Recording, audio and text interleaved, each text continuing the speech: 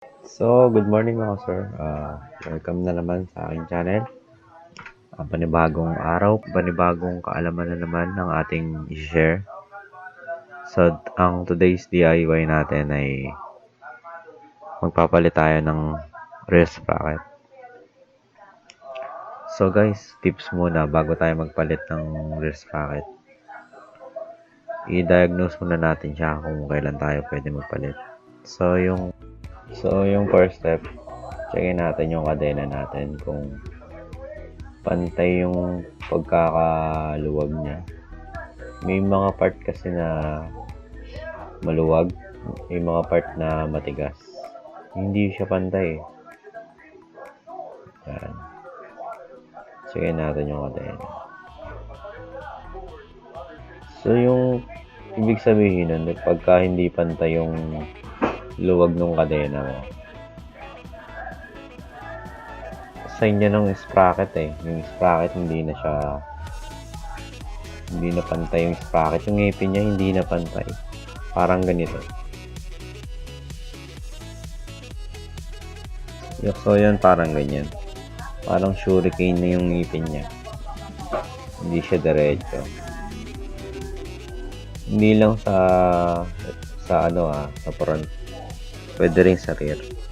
Checkin nyo lang bago nyo yung palitan. So meron namang ibang sign na pag ganito na, putol na yung yung sprocket nyo, talagang papalitan, kailangan nyo ng palitan yan.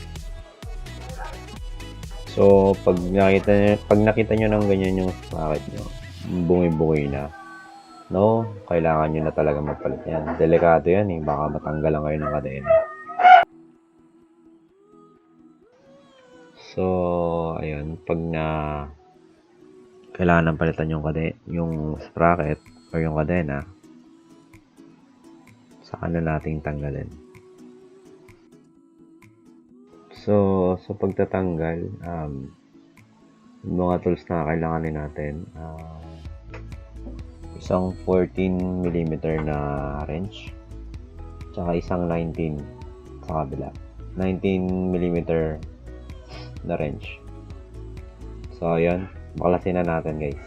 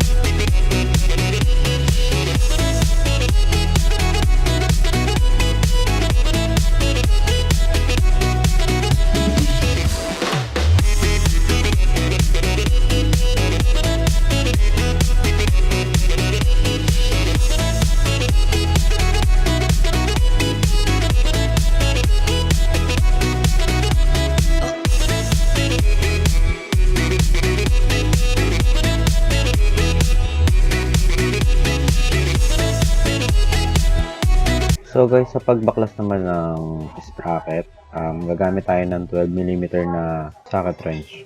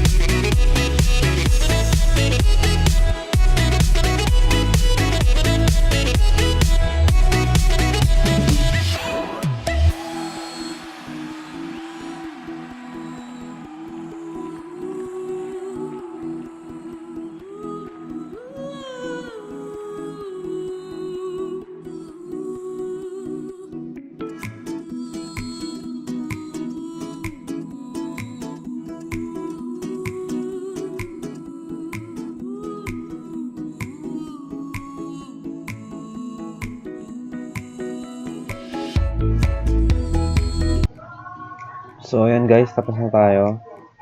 Yan, magiging smooth na ulit yung takbo ng motor natin.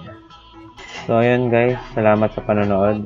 Sana may natutunan kayong mga bagong kaalaman na naman. Kung hindi pa kayo nakapag-subscribe, mag-subscribe na kayo. Para updated kayo sa mga videos, pakiclick na lang yung bell button. Salamat.